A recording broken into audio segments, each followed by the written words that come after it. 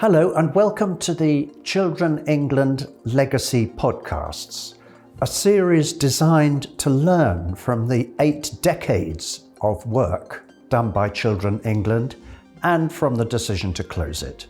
My name's Andrew Purkis and I'm very glad to be hosting this podcast series. And my name's Cathy Evans. I'm the Chief Executive of Children England and have been for the last decade.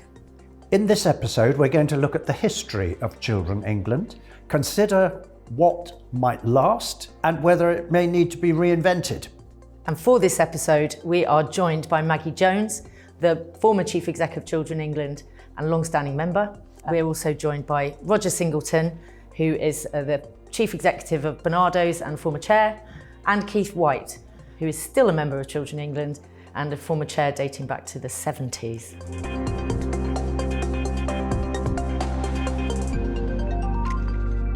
So I wonder if we could start by thinking, since you got drawn into the organisation, and while you were there and viewing it over a number of years, what were some of the most important things that changed during that time? Want to start, Maggie? It's a good question. Well, when I got involved originally as part of the regional structure, there was a real feeling that children's charities were working together. So what the regional structure did was it brought together smaller organisations in each region together with bigger players like Barnardos and Save the Children. And there was a lot of joint learning. I have to say we felt a bit distant from whatever was going on in London, but then we did get briefings, which in those days came through the post, and we did. There were regular meetings, and people did come from London to talk to us. So we did feel part of a wider kind of England-wide family, and it was, I think, a much more organic way of engaging with what was happening for children and young people on the ground in those communities to have the active regional groups. And then we went through a period where Children England was incredibly engaged nationally with the new Labour government at that time. And Erica and some of the other key members of staff that we had at that time were really key players in developing the Every Child Matters agenda. So we really were there at the heart of government, trying to develop policies and services that made things better for children based on the huge experience that we brought from both tiny children's charities run by volunteers all the way up to the really big players like Barnardos and Action for Children. And then when I became the chief executive, there was a move into more of an implementation phase. So the policy work had been done, and then we were moving into an implementation phase. So my job really was to engage the sector with that, to engage them with the opportunities that brought to do things differently for children and to be part of quite a progressive agenda, which actually did gain investment from government. So there was a time then, there were a few years then, when there was great investment, particularly in the regional structure, because that was the way the charitable sector could be brought into developing services, delivering services, working in partnership with local government. I mean, we did manage a dilemma there, which is a dilemma which I think has run all the way through our history of our relationship with the state and how we, as children's charities, champions for children, fiercely independent, manage that closer relationship with the state, either in policy development or in service delivery, but it's become much more contentious in service delivery. But that whole move into children's charities delivering a far wider raft of children's services, that was a massive change that we saw happen in those years. Well, thank you. Keith, what are some of the other changes that you observed? Well, on reflection, I think the history of NCVCCO Children England reflects what's going on in wider society. Not surprisingly, I think that's true of any biography of any organisation or person. So if we go back to the start, you've got organisations involved in residential childcare, which was primarily the preserve of, if you go back far enough, churches, and voluntary organisations, parishes in fact. And so when I came in, I came in from Mill Grove, which continues to be a home for children and families. And so it was a natural place to come after I'd arrived from Scotland, where I'd been doing research in residential childcare, as it happened. And you've got the Children Act, 1948, and then through to 1989. And one of the changes was that local authorities began to take on more responsibility for residential childcare and planning and provision of services for children. So that was, and then the corporate, the business sector taking on responsibility, and now a major provider. So one of the threads is CCO represents that set of changes. I think another one is the nature of society and how things work. It seems almost a different era when we used to talk with people consistently in government, people like Rupert Hughes and Wendy Rose, before legislation, talking about it. This is someone caring for children and being asked by Wendy Rose, just if we're on the wrong track, do help us, because you're someone who's involved. Just remind us when that would. Wendy Rose, well, before the 1989 Children Act, that's right. So, and so to talk with them, but then really quite remarkably in one of the things I edited, to look back 10 years afterwards with Rupert Hughes, where he wrote for us a review of what was intended and how things have panned out.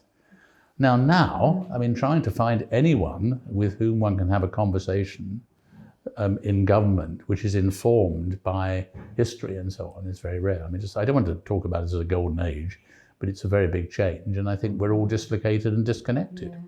So that's one of the, I think, really big changes. Another is just, I might say, I think corporate memory is very short. As a sociologist, looking particularly at the media, instant communication, that's images from today, from Gaza or whatever, of children. That's what we're haunted by, and that's what's happening. But setting it into some sort of narrative is rather more difficult. And I think Children England, something we were able to do was somehow to hold on to something of the history and the story.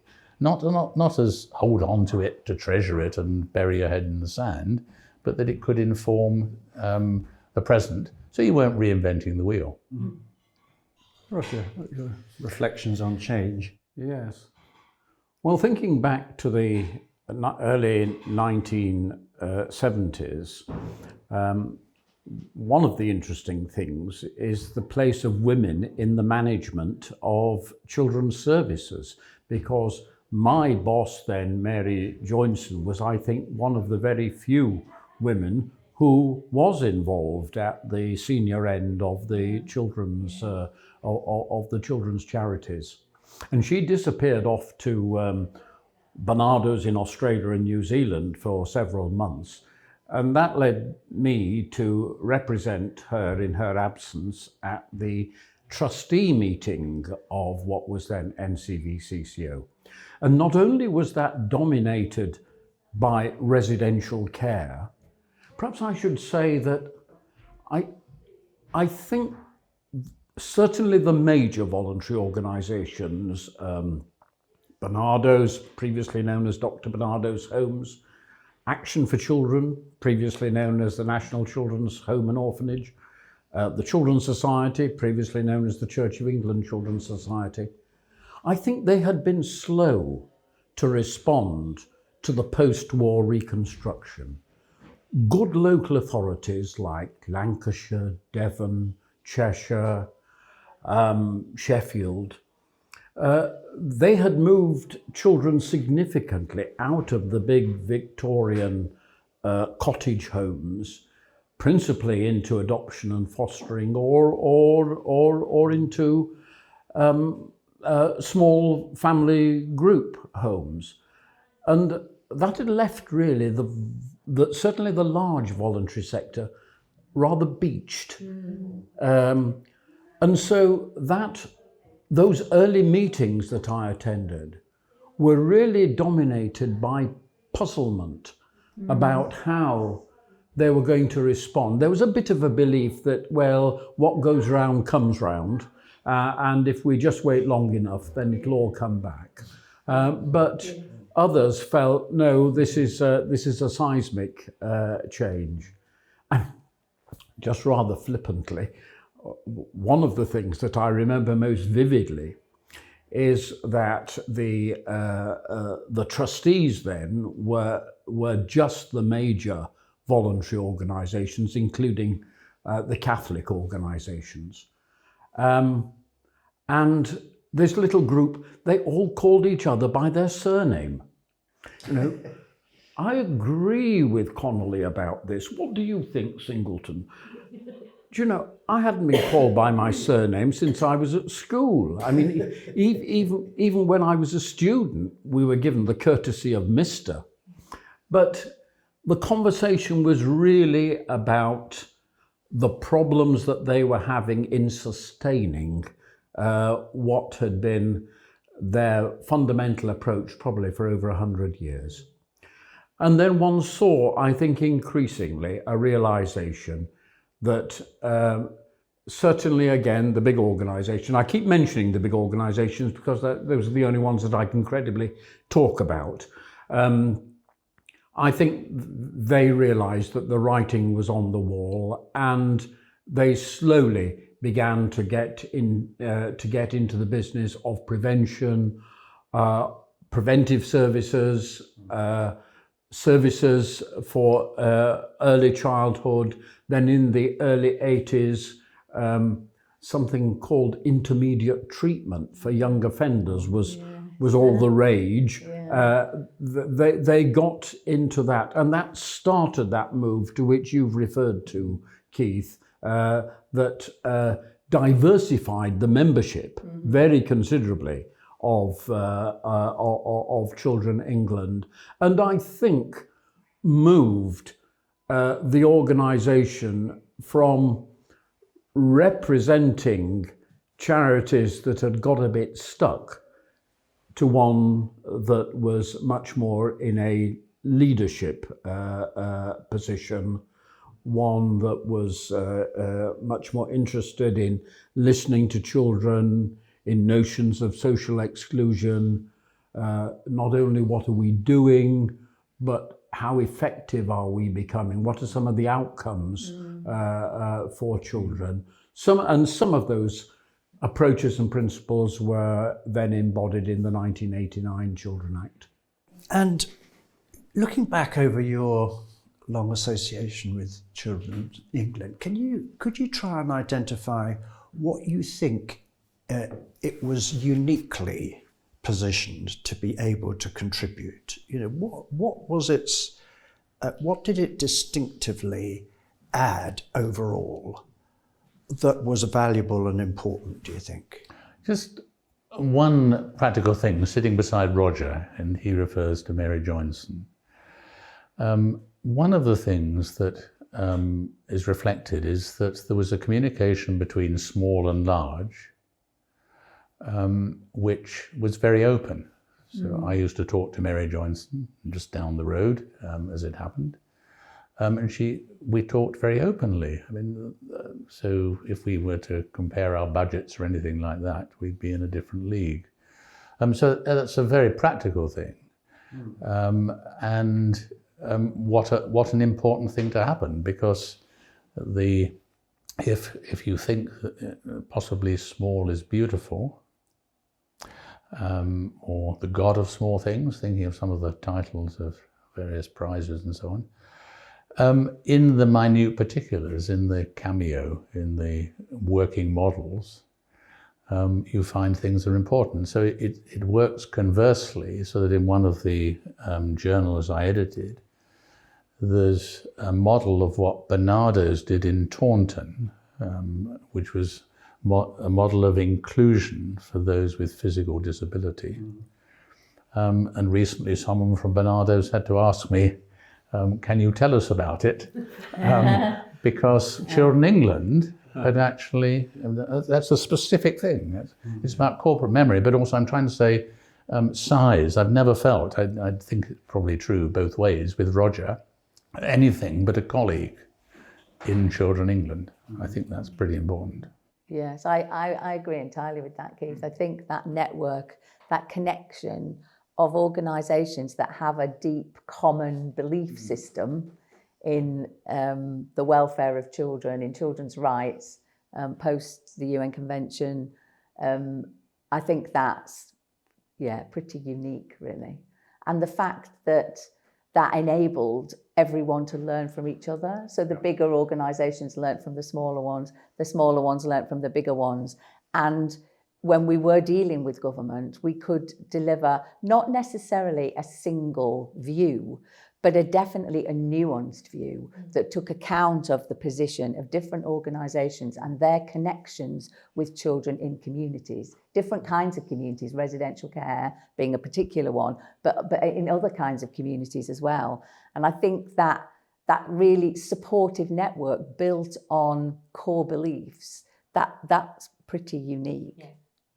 I certainly think when I started working for children under your leadership, and we were still funded by government to be that conduit, we did spend a lot of time being able to try and educate Whitehall-bound civil servants about the realities that we knew from across the sector, or those nuances. There was it wasn't just about trying to influence policy. No. I think we played a pretty significant role in just educating the next civil servant who was brought in to the post that you just educated the previous one. And then the next one comes along. Yeah. In addition to nuance, which is certainly true, there is this embodiment. We're talking about engagement, genuine engagement with children in projects.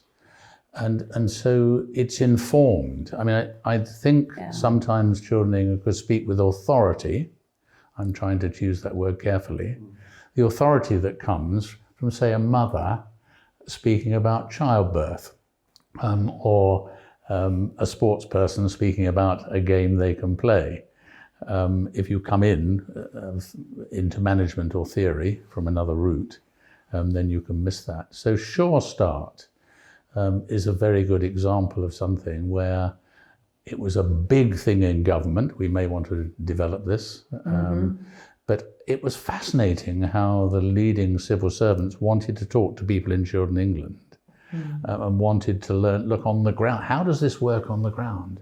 So we're back to what you were saying, really. I mean, I never saw my role as I was a teacher and lecturer as educating civil servants or anyone else, but it's a learning process anyway.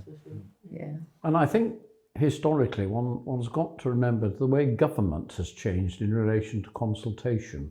I mean, these days, it's a very much more public affair. I don't know if it's any more effective, but it's much more public. I mean, my recollection of the 70s and perhaps the early 80s is that government engaged in much more selective consultation. For example, on an issue that was of broad interest to the total charity sector, they might go to National Council of Voluntary Organisations.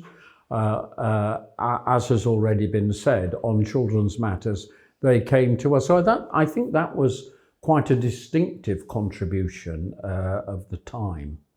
I think the second point which colleagues here have touched on is that most of the voluntary children's organisations are also charities. Now, charities have got to engage in a certain amount of telling the world how good and how effective they are, because they need to attract funds, and people in general are not particularly keen to support what they see as being failing or ineffective organisations. But the danger of that is, of course, is that you start to believe your own propaganda. And I think one of the advantages over the years, which certainly I drew from membership of Children England, was the ability to be able to listen to what other colleagues were doing to be challenged occasionally, very politely, but nevertheless to be challenged on some of the things that we were doing. And I think that was a valuable sort of safeguard or corrective measure to the general publicity, which sort of says, aren't we good? Yes, and I think also it played a really good role, has right up to the present day, in holding government to account for that too.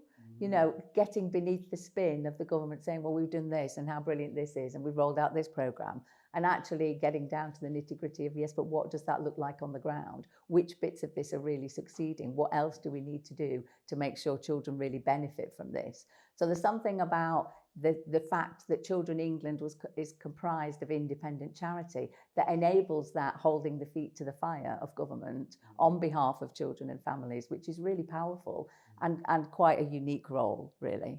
Yeah. Are there any particular achievements that you can think of that you think were particularly important and significant and came from Children England? In the under fives world, I recall there being a particular government initiative. This was before Sure Start, in which Children England acted as the dispenser of funds on the basis of proposals that were put forward, and there was quite a lot of learning about under fives. I think then when the whole idea of the benefits of good early childhood experiences dawned on a Treasury Mandarin called Norman Glass, I think, by yes. memory. He suddenly got right behind it. It was an astonishing piece of public policy, as it were, in that he was as much a driver as then the Department of Health that was the lead. And I think there was a lot of consultation at that stage about what Children England's experience had been in funding and supporting early childhood. So that sticks in my mind as being a particularly significant contribution. And it's a great sadness, I fear, that almost because Sure Start was so successful, when the coalition government came in, they just couldn't bear really to endorse and continue something which the predecessor government had made such a good job of. So I don't know if I know all of those things, Keith, but definitely something that has marked Children England, and I think has been really powerful ever since I very first got involved and wanted to stay involved, is this idea of partnership, that doing things with others is so much more powerful than doing it by yourself.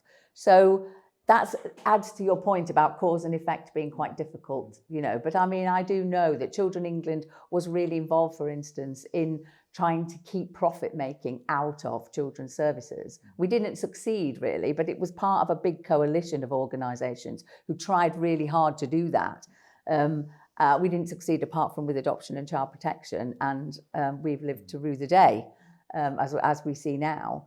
And then again, building partnerships with other infrastructure organisations like NAVCA, like NCVO, like the Racial Equality Network, in order to make sure that all kinds of children in all communities were actually, their needs were able to be represented when we were doing the policy making, when we were actually then trying to help government implement better services on the ground. And the learning, as Keith said, the learning was being fed appropriately into government, into the civil servants. So I think that emphasis on partnership and the emphasis on trying to make sure all communities of children could be heard means it's harder to say we did this and then that. Yeah, it just makes that a more difficult, because it's integrated into the whole philosophy of the organisation. That's brilliantly put, because I think that's the DNA, isn't it? I mean, the DNA of NCBCCO was partnership.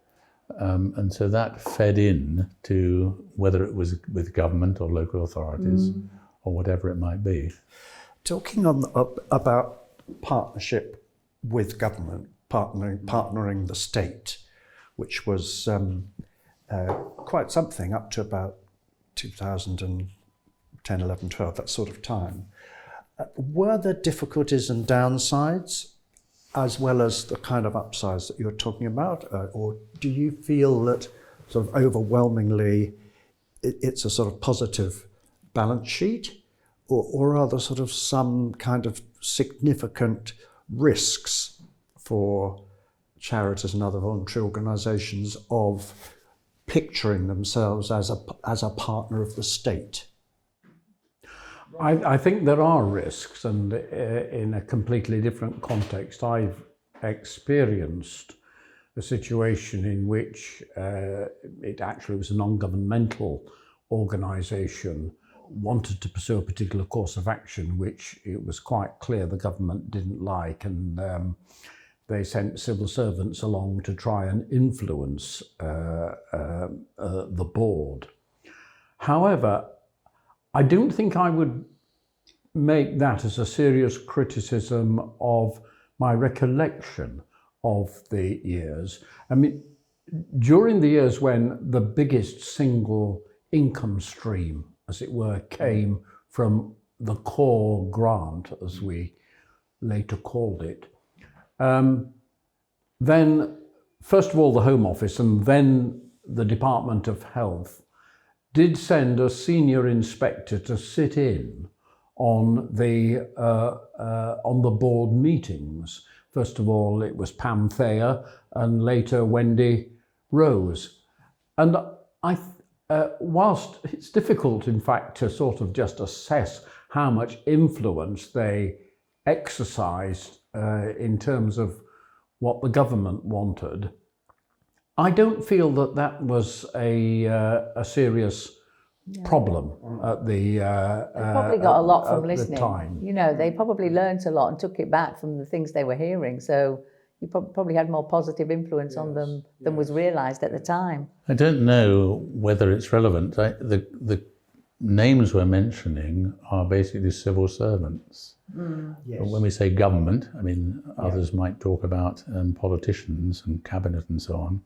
But that may be significant. So we did see, I mean, Virgilia Bottomley or whatever, we saw cabinet members and so on. But the main contact was with civil servants who in that period stayed in post and had specialist knowledge and whatever. So, and that's a huge change. So I didn't feel, maybe I was disingenuous, I didn't know, but I didn't feel that we were being lent on.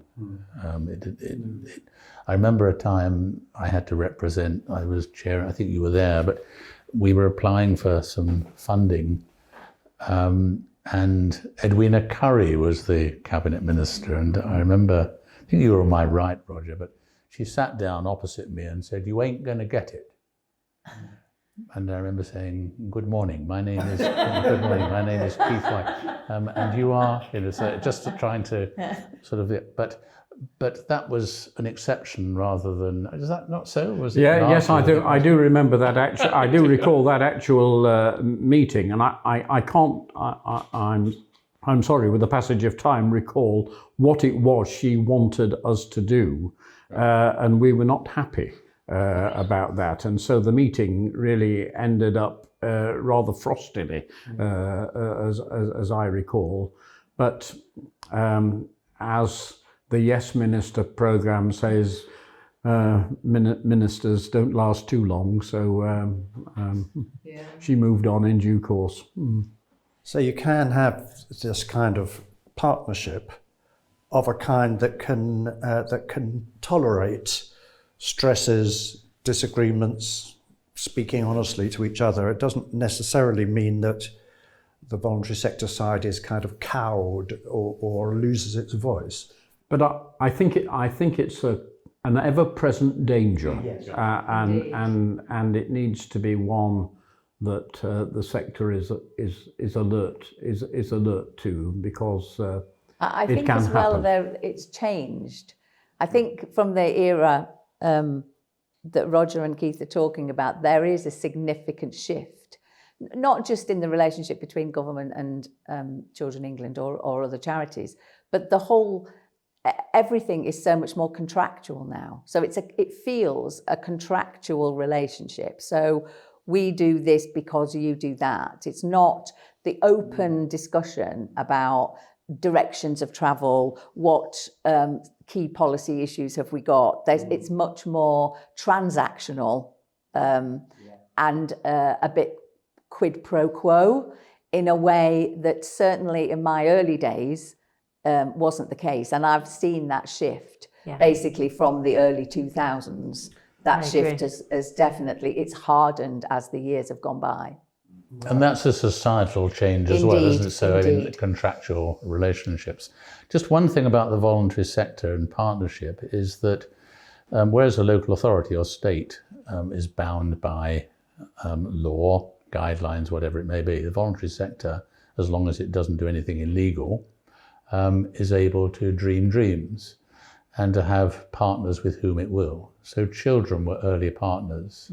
That's important. And families, that's significant. So I don't want to crow about it. But then faith communities and communities. Then in a local authority, you're not just talking about childcare or social work. You're thinking about a child in the round. So you're thinking about sport, play, and you're thinking about education and so on. So you think it's possible to have partnership that can be rounded, rather than simply we are a specialist organisation and we partner with a specialist part of government or a specialist part of local authority. So I always found in children we were ranging across other boundaries. And I remember with Norman Glass, it's fascinating to say that, but he was around for one of the meals. And I was an NCVCCO meal, and I was listening to him so excited about his discovery, which was one made in America: invest $1 in a child early years and you save 10 by the time they're 20, $10 or whatever the figure was. But it was that sense that he was in a group of people that connected so widely. I mean, and he valued that. I mean, so it was the opposite of being lent on. It was a sense, wow, this is. I don't know whether that overdoes it, but that's how it seemed to me.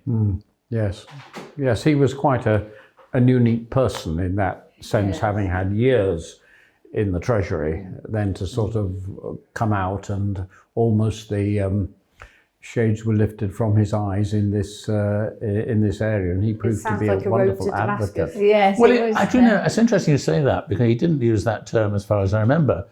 But when putting through the Sure Start, whatever it was, I think he had to work, was it 13 government departments? I think it was a number that in order to take this initiative, it had to have a whole new working in government. So this was partnership in government coming through. Yes, and I think it's something as well about that lived experience that children's charities can bring to government, and in that informal environment where you can really help policymakers and politicians understand the nature of the individual impact of the problems that they're trying to solve. So it actually, there's a face to it then, there's a reality. I mean, one of the most powerful things I did in my career was take a director of public health from a big city actually out to a council estate to see the children, when he was telling me that child poverty was nothing to do with him because he was public health. So this is back in the early 90s. And just taking him to the council estate, getting him to sit on a box because a woman didn't have enough chairs and have a cup of tea with her and listen to the difficulties was more powerful than any policy paper. And there's something about the conversations that you can have if policymakers are truly open, and you can bring that experience that children's charities have of day-to-day life of families, which is massively powerful into the context of policy making. It might not be an individual policy, but it frames the context in which decisions are being made and conversations are being had. It can also, one of the things that I learned once I joined Children England that always stuck with me is a really good example of what happens what would have happened if no one was holding the history. Because one of our very proud members that was running 4 outstanding family centres in the community had received their invitation to tender for recontracting their 4 Sure Start children's centres.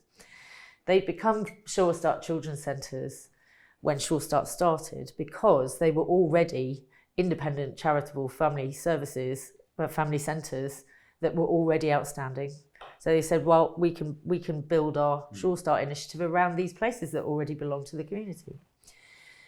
But the tender had come out as if it was simply a management contract, and they had to go back to the council and say, the thing you probably don't know is that back when Margaret Thatcher cut public nursery provision, the council gave this property to our charity because we couldn't fund it anymore. And it was deeded to our charity, so we own it. So if you want to put the contract to somebody else, that's fine, but you don't get our property because you already gave it to us when you cut nurseries the last time. And we hold that history, and we can work with your new initiatives and your new enthusiasm for a different way of investing in prevention. But we're still here and we have that record. And that was part of the Children England record. This was another very involved Children England member who'd become a trustee by that time. You thought, okay, no one in the council had that muscle memory, had kept it, but our members could. It happens that in describing these embedded examples, that one you're giving of the 4 centres and so on, that we're talking about a partnership with local communities, parishes and so on.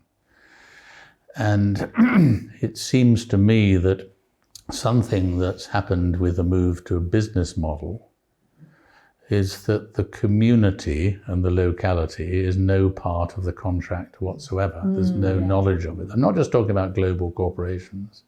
I'm talking about a centre in my own community, which is run by a business.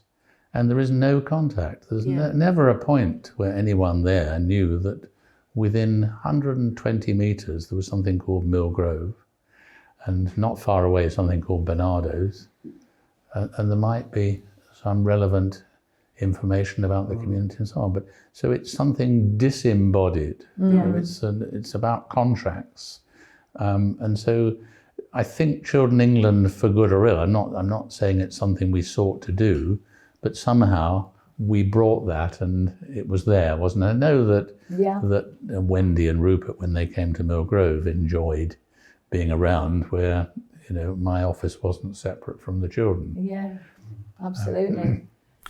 Well, now we're looking particularly in the period up to about 2010, and it was Children England was quite a significant infrastructure body at that time. I mean, it had 19 staff plus the regional network. It had an appropriate budget of not far short of £2 million and so forth.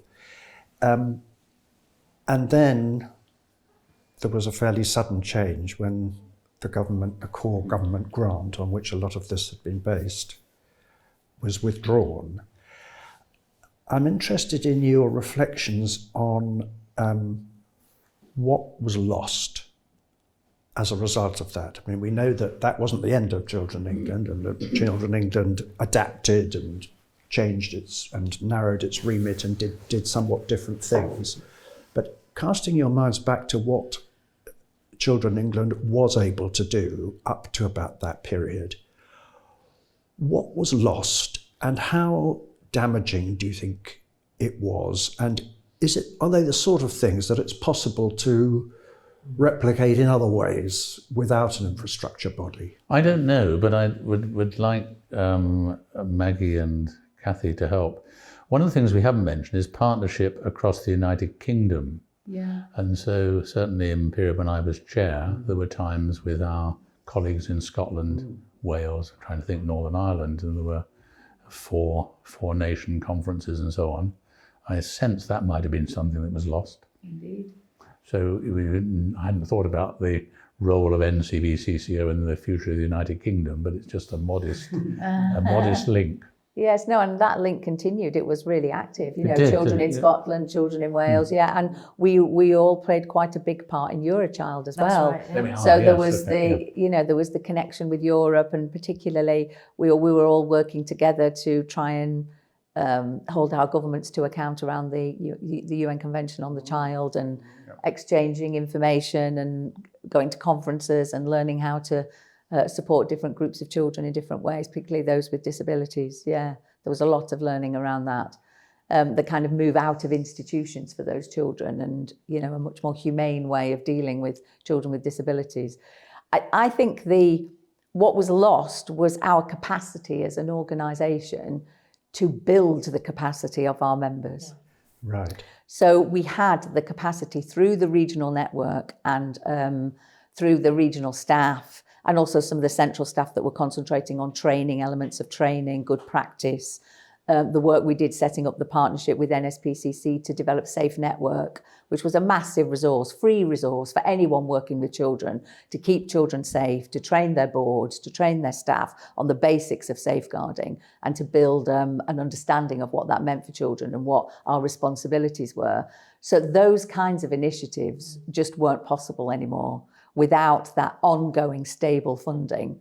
That meant that you could deploy those resources. You could deploy your capacity to develop the capacity of the sector to develop the capacity of children and families. That's interesting, because I think as a member, one of the things that changed was the nature of NCVCCO, Children in England, as a membership organisation. So how far could a national organisation with limited resources, how far could it genuinely get to know its members and engage?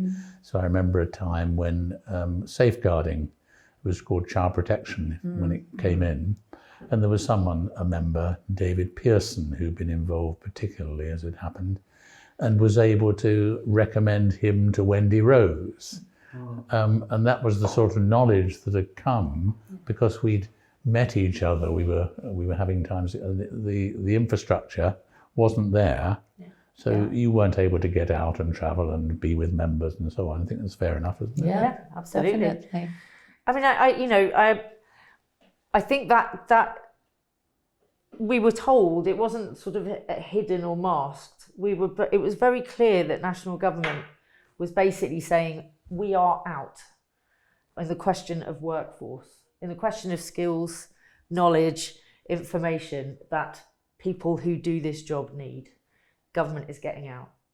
So we weren't the only one. We were being funded by Whitehall to build capacity rather than training in the traditional sense, but they were expecting us to equip charities with the knowledge and the skills to understand the requirements of the context. So love your tender training, or understanding the government's children policy agenda. They would fund us then to say, go out and make sure the sector knows and understands it. And we were also working with the Children's Workforce Development Council, in fact funded to work with them, in recognition that within the voluntary sector, children's sector, they're an incredibly skilled workforce that needs constant development and constant refreshing. And these are vocations, not labour. And so simultaneously, all of that dried up. And it wasn't just for children.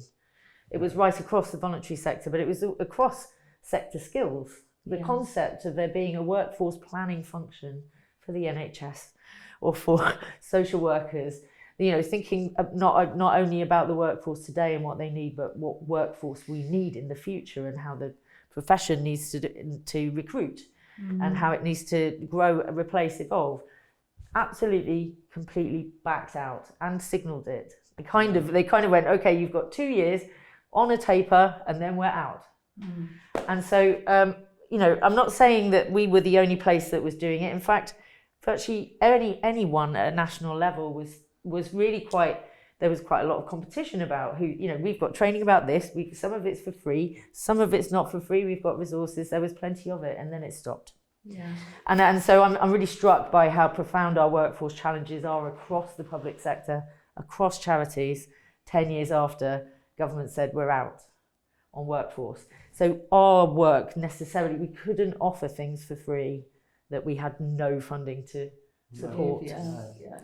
So when we're looking at this now and looking at the loss of that piece of infrastructure for children and children's organisations, how do you think in the light of that we kind of frame the case for infrastructure as something not to apologise for, but as something that is actually a necessary and valuable part of the architecture if you want a better society and so on? What are your reflections on that? I mean, I think to some extent it depends upon whether the prevailing government sees as part of its responsibility assisting in the sustaining and development of the voluntary sector. Now, for volunteers, goodness knows how many initiatives we had over the years to promote volunteers, many of which frankly have failed, and they just haven't worked.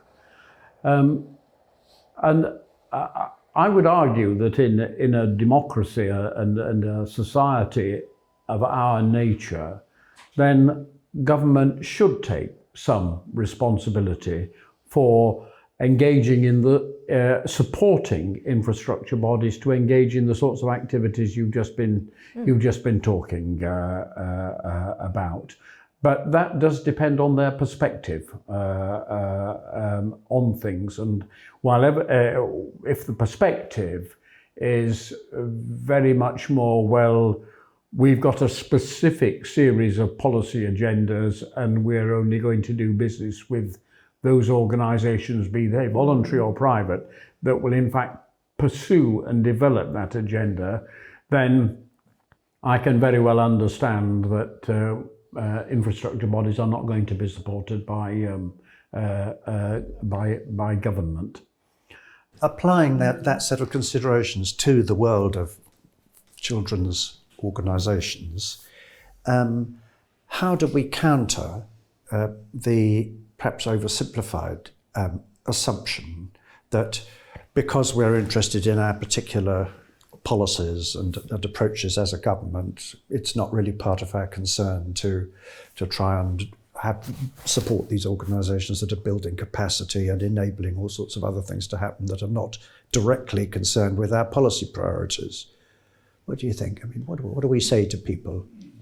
Well, I think that's a very good question, and you, Andrew, are right in the thick of this in relation to the voluntary sector as a whole.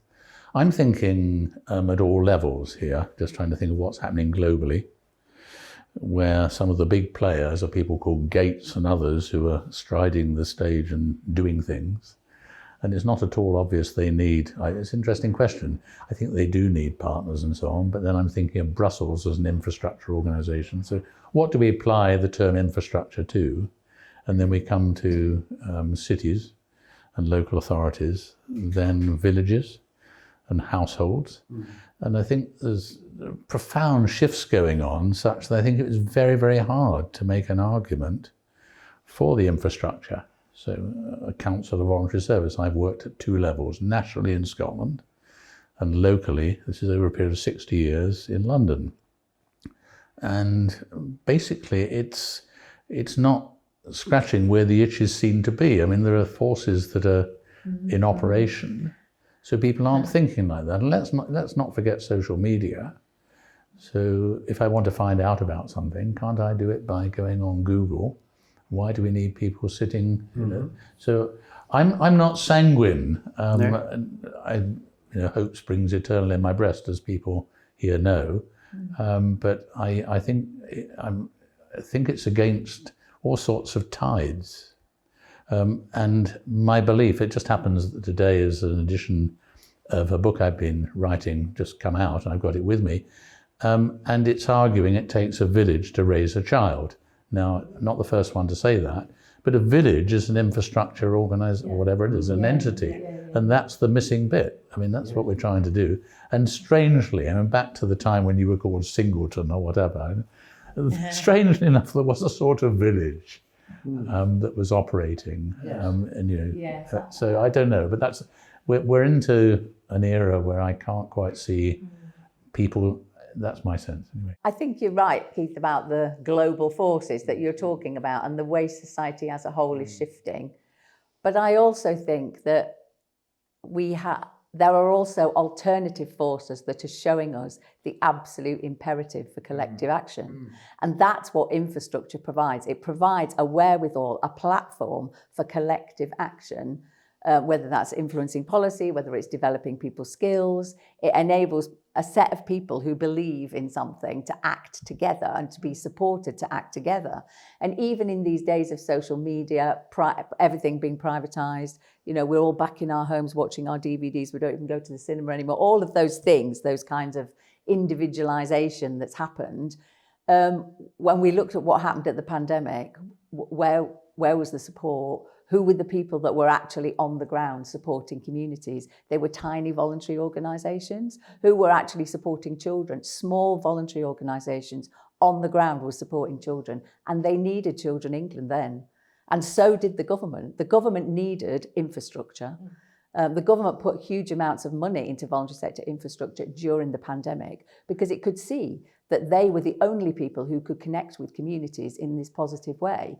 And even though we do have social media, we also have things like 38 Degrees, where the power of social media is used to bring people together precisely because the power of collective action is needed to make lives better, to deal with climate change, all kinds of things that we can't do for one another sitting at home on our own. That's not possible. So I think we have to reimagine infrastructure. We have to reimagine its place in the world. But the necessity to support collective action on behalf of children is not going away. So I don't know. I've loved this job, and I love the history of it. This has been such a pleasure to talk to you about it. But I don't know if you would reinvent a charity membership body again.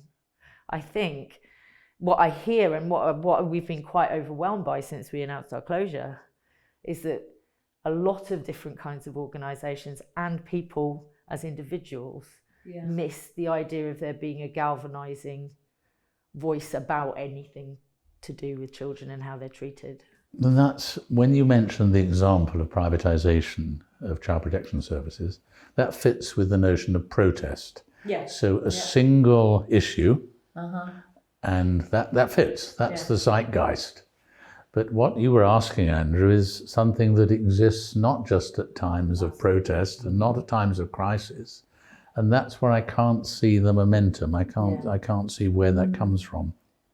Do you think that there will in fact be a need to reinvent in some form or other the sort of functions that were being carried out by Children England up to 2013 or after 2013? Or do you think simply other ways will be found, or the things that were happening then are no longer needed and won't happen? I mean, I think one of the problems, it seems to me that to some extent governments have become increasingly sensitive. So there's going to be a continuing reluctance for government to fund entities which place a great deal of emphasis on publicly criticising what they do. So I think that is a bit of a non-starter. What I would hope for is that there is some form of entity that is capable of distilling collective experience about what is good about bringing up and caring and nurturing for children. Something that can probably bring together some of the research, that can also, and perhaps particularly importantly, bring together people with lived experience and listening and bringing together that. Now, there are other organisations, for example, the National Children's Bureau, that may say that it does that. But taking the broader picture, I think there will be a loss in terms of the quality of public policy for children in the broadest sense, unless there is some capacity to bring together the collective experience of the people who do. I think that is the one of the distinctive contributions. I do these days quite a bit of work internationally, including with the European Commission. Brussels is knee-deep in advocacy organisations. But those organisations which really cut the mustard with member state governments are the ones who say, look, we've done this worked, and perhaps equally importantly, this didn't work. And therefore, a capacity to bring together and mix, certainly with the research and the writing and the thinking, but the experience of outfits that actually do the doing is, I think, important for going forward, and I'm sorry that there's going to be a loss of that. Indeed. Well, I agree. I think that the quality of policy making will be damaged because there isn't that connection with the people who are actually doing the work on the ground, and the children and families who are engaged in that work as well. And I think Children England was a very important conduit for that wisdom, for that lived experience, which should be informing policy making. And I do think that there remains a key role for collective influence. I mean, there's millions and countless millions spent by the private sector on lobbying. Well, they must feel they get value for that. Yeah. And the danger is, without equivalent voices and without the equivalent resourcing for charitable organisations, for people who work with the homeless or people who work with children and understand what the dynamics are, how policy is impacting on those people's lives and on those trends within society, that will not get its fair share of space in policy making and in political thinking. And in terms of that, Children England has been very, very good value for money. Whoever's funded it, whether it's been the government, whether it's been its members, whether it's been charitable trusts, there's been massive value for money in that work compared with the millions that are put in through private sector lobbying. There's no doubt about that. So I worry about that loss. I worry about the skewing of policy making and thinking and accountability back again for the impact of the policy when these kinds of voices are not heard around the table. I'm unconvinced that there is the same kind of spirit in which people, either professionally or personally, think of being a joiner, a member.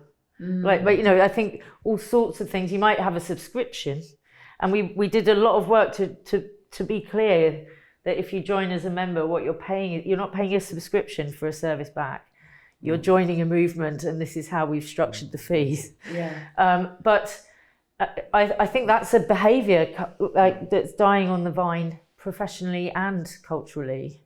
Political party membership is dwindling. I think the National Trust has the highest membership of any kind of membership body, whether it's a union or an infrastructure body. So I think it's I don't disrespect it at all. I think it's a great thing to join in and say, I'm in.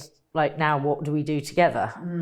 But I think a lot of the change over the last 10 years, 20 years has been that everything is viewed as a transaction. Yeah. So membership gets recast. We've had to really forcefully say it's not a fee. It's not, you don't get value for money back unless you feel like you've got value from us. as a collective, but in large part, that's how people approach the financing of something collectively. What I am clear about is that there is no point in reinventing something which, in this climate in which it would immediately have to start showing super added value and immediate delivery, because it's when there's the security to know we're going to be around for the next 10 years, should we work out how we should all confer and share trouble, like we might not want to go public with any of it. But if we've got trouble in our sector, if we've got discord, if we've got, one organisation behaving in ways that are really, really damaging other organisations, it's always been in the sector. I remember having to sort out some of that stuff when I started, but the only reason people wanted us to sort it out was because we'd always been there. Yeah. So that is, if we get it right, it's invisible. Yeah. And no charitable funder can get a measurable impact on that in 3 years. It might need to remain invisible because it was a difficult argument, but if we can come out of it still together, then you can turn your eyes outward. And I just don't see anything in the current culture that recognises the value of that. There's a paradox, and it was said lightheartedly, I think, Roger. There's a book in this. It strikes me that if the story is lost of NCBCCO, things that we are taking for granted will be lost to the next generation. I feel that too. We used to sit round tables absolutely. and literally a senior government inspector working on legislation sat with me and we went through things Yes. in our home. And people, what? Yes. It just seems like a completely different era. So in some ways, I think the recording of conversations is important, because if people don't know there is a different way of doing things, not simply contracts or protest or complaints, that's another thing. And are you complaining? No, I'm just wanting help, I say at a hospital. Could you help me, or can I help you?